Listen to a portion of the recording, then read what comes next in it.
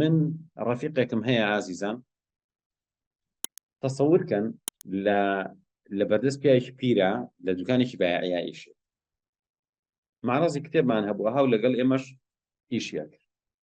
بەڵام ئەم کوڕە شارەزایی هەبوو، یعنی لە باس هێشتا زۆر زۆر شارەزا بوو. تەنانەت نەفەر هەبووە ڕیسالەی ماستەری نووسیوە لە مێژووە، خۆی بەحسەکەی پێپیشانیە، هەموو شتەکانی ئەم پێیوتبوو. تەنانەت مامۆستاکانی زانکۆ ئەو شتانە نەبیستبوو، یعنی زۆر زۆر عەجیبیان هاتبوو لە توێژینەوە.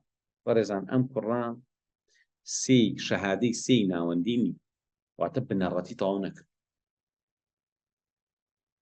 تەسەوورکەن من چەند جار چوومانە هەتا لای بووم، ماڵەکەیان قاتی سەرەوە بوو، قاتی خوارەوە ئەوە خۆڵێک جامخانەیەکی تیا بوو، ژوورێکی تۆزێک گەورە بوو، هەر هەمووی کتێب بوو، یعنی ئەبوایە دنیای کتێبە لا بردات دانیشتی.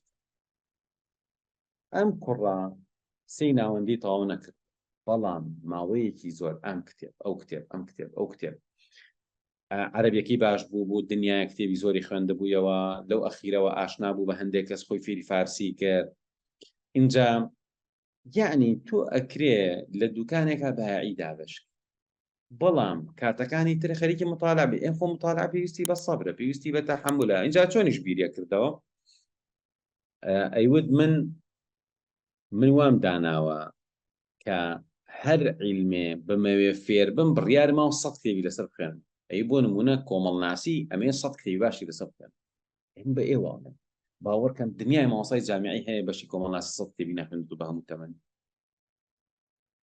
ئەی بۆ نمونە من حەزم لە شارستانیەتە، هەموو مەجموعەکەی ویلدیۆرانتی هەبوو، 40 مجەڵەد لە کتێبخانەکە.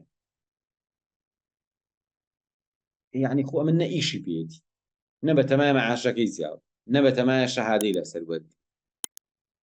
عیلم عەشق، کاتێک کە تۆ عاشقی مەعریفە ئەبی، ئیتر ئەو ڕێگایە ئەگری. خۆ زەمانی کۆن هەمووی وا بووە، هەرچی عالم و نووسەرمان هەیە هەمووی وا بوو، هەمووی عاشقی ئەوە بۆ بزانێ ئەم پەرەگرافە یعنی چی.